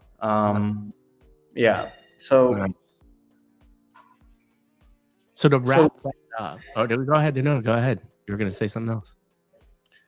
No, I think, please wrap it up. I was going to attempt to wrap it up myself, but no. You've got a lot of things going on, and I think you actually don't hear this a lot about founders. I actually got slammed by talking about this in the space about like building, talking about projects that I like, imaginary ones, right? And people are like, it's still mind-blowing to me that they're not more valued, but I can see why. Like, their messaging is kind of confusing. They've got like this carnival thing going on. You go to their website, there's a lot going on. People, whether they're active or not, are not working, people perceive that they're not active because that, like we said, the founders are just held to a different standard in Web3. You either deal with it or you don't, right? And there's people that have not dealt with it that have still been successful. But at the end of the day, I think the most successful ones are they have conversations, like you said. But the main thing that you said is we're not going to mint and then just disappear, because a lot of them do that, and I think that's a mistake. So you're going to continue the communication because you already got things in the mix, and I think that's the only thing that you can do as a Web3 founder. So that's I think you wrapped it up perfect in a bow. I can't do anything better than that. Was alpha ingrained in there, or do you want to give a specific thing? And if not, no big deal, because I know this also is, do not want to feel you pressure to like say something that you don't want to say. So totally fine. Yeah, I think we're kind of very open with what we want to do. So yeah, I'd love to like say who our launchpad partner will be, but that would No, I don't want that. I don't want that. That's like the only alpha that I think I have. We have a bunch of very cool announcements like moving forward pre-mint now. So I think that's alpha. We leave this at alpha. Soon, people, you will understand the launchpad partner, and there's going to be driblets of even more alpha coming very, very soon. How about that? Does that work? I think so. He feels good about that. I feel good about that because you gave some alpha, but you didn't give some alpha, because I am here to support you, and I think that's the right move. So with that being said, man, we're at the end. And then consists of this. I'm going to ask you one more question. I'm going to give you my final thoughts of this just amazing journey that we went on, and then we'll call it a day. So my last question is, I've seen you insanely active in the space. You've been around for a while. I don't know if you've done podcasts before. I know you've been on spaces and you've heard and listened in a lot of spaces. Serious, genuine, feedback for me on how you think the Mikey G Midlife Crisis podcast experience went today compared to the things you're used to in Web3. I just had a lot of fun. I think, again, a great host makes your life as easy as possible because you stop being self-conscious and you just kind of be yourself. And I think that's the most important thing to a genuine, easy conversation. And you've done that perfectly. So I just compared, some bad experiences just feel like you're put on the spot and like maybe you haven't answered something completely enough. But when it's an organic conversation that just evolves and moves forward, that's a pleasure to have. Again, it might have been 2 hours, but to me it felt like 20-30 minutes, not even. So I just had a lot of fun, and I think we've got good chemistry and we have a lot to talk about, and that just came through the conversation. I wish I could have articulated some things a little bit better, but I still have a lot to learn when it comes to my public speech, etc. So. No, man. I mean, I think that's because there's different environments, right? Like, I think you did a beautiful job of articulating because you gave meat to the substance that you're trying to say. And I think actually people lack what you did, which is the opposite of they can't think through that and say meaningful things. And I mean, if I had the time, once I do get my own production company, or not production company, I just need video production people to help me out, because I have a full-time day job to 16-month-old kid, trying to build 2 companies on the side. You know the game. It takes a lot of time to video produce this and cut it up into shorts. But I'm telling you, if I sat down and watched it, I 50 shorts easily. 50 shorts would come out of this, no problem. So that is a testament to the knowledge that you had and the way you explained it. So don't be self-conscious about that at all. And I think I'll, just leading into my final thoughts. One, I do agree with the audience. You're just a sexy looking dude, so you're good. Be confident about, push the chest out later on today. Go get that coffee and, just feel confident about you're a good looking dude. So that's one. Two, I love your journey. Like you said, it was cool because we understand the same worlds. But I can tell that you are also a kind, gentle human being, and you also care really deeply about what you're doing. And you work really, really hard, man. I think it's another thing about this too, which you did, which was great, is you gave practical examples of how this whole process works, what your life was like. But until you are a managing director of a huge company and are trying to build a business, you just truly don't understand it.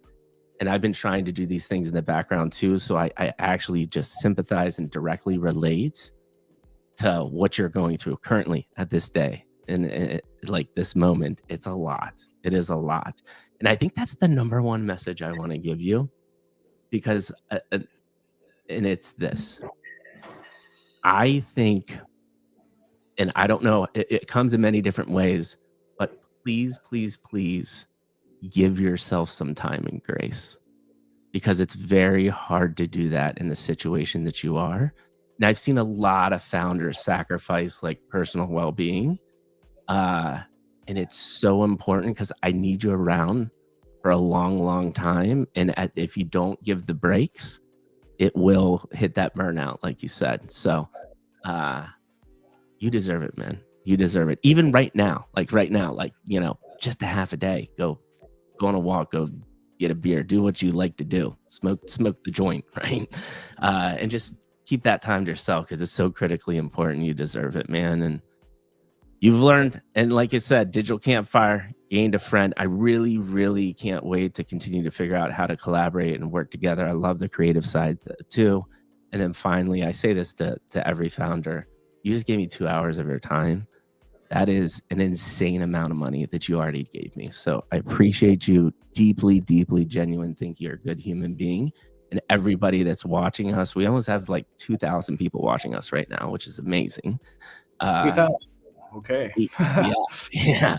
So there's well over 1,000 people watching your beautiful story. Everybody out there, please, please, please go give Filip and Sapiens a follow. Pay attention to what they're doing, because they will be one of the top projects in the space. So much love, man. Thank you. And that's all I got. Mikey, thank you so much. I really feel the same way. And I think it is very special to like have a 2-hour conversation with somebody, because we spent 25 minutes talking with each other previously, and for me, it's genuinely hard to open up in front of people. So definitely huge kudos to you that, I haven't managed to, actually go through this conversation. That's truly a wonderful trait to have. And I really do hope that we can do this again very soon. And we're going to be making video content. We're going to be growing relationships. It's going to be amazing. Yeah. And like everything that you said, I also forgot to say that. Thank you, man, because your feedback is exact. You actually use the word genuine in your feedback. And my message statement is to bring back the lost art of genuine human connection. Because as we get more and more connected, we're more connected than ever before. There's more depression, there's more anxiety, there's more disconnection than ever before, even though that we can literally hop on a call, because people aren't having this couple click down like we just had. And I'm not going to let that stop. Like, it can't stop, because if it stops, this all goes very bad. I promise you, with the AI, it all goes very bad. That's another. Go ahead. Yeah. No, I was just going to say that I love that, because I think that's also where our society now needs to evolve. I think what we figured out in the last century is how to make sure that not many people go hungry, and how, we've unlocked a system where we've taken care of the materialistic problem, but now the next part on the agenda is genuine spiritual connection between us as people, and we cannot lose that as the tech side goes crazy. We have to make sure that we put a lot more effort, that we stay connected as human beings. So no, I agree with that. And that, honestly, that's, I'm actually riffing in real time here. And this is part of my conversation when we start, is you don't have a lot of time. This is almost considered like work, right? Because you're talking about Cannabis Sapiens. But I'm actually offering you a 2-hour window to just be yourself. And this is therapeutic in a sense, right, too? Like, this is actually you being able to just like not think about things and think about yourself and reflect. So like, this alone is a form of self-care, like I was talking about. So that's another reason why I love to do it. And again, I'll say this to everybody: people, work as hard as you possibly can to find your superpower. Everybody does. This obviously is my superpower, genuinely connecting with people in a deep way in a short amount of time. And if you can find that and then apply it to something like a podcast, like I'm doing, or like Filip's doing with creating these world-class brands and spreading creativity to the world, like that's Filip's superpower, right? He's fundamentally helping people be creative. If you can do that and apply it to the system, unbelievable things come. And the biggest ironic part about it all is, I think, and I love your thoughts, and then I promise we will go. All of the money, all of the things that these people want comes from not caring about it at all and finding your superpower and being committed to something you believe in. You agree? Thoughts? 100%. I think it's coming back to what I said earlier. Start with making sure that you're building from a truthful, good place in your heart, and then sacrifice for the cause, and the results will come. Just really try to, at the end of the day, I think, okay, let me put it this way. I think a lot of people speak about happiness very often, right? Like, happiness is what we need to achieve, and ta ta ta ta. I think a lot of people don't realize, though, that happiness comes from gratitude. Like, happiness is a result of gratitude, right? If you think about the process of being happy, it's usually you realizing that you're grateful for a certain moment, and from that you get the experience of happiness. And I think gratitude is a lot easier to unlock if it's not self-gratification, but if you're providing something for others as well. And that's where I would just, I think that's very important. And I think we should be teaching that a lot more, to be able to be grateful, because if you don't know how to be grateful as a person, good luck with being happy.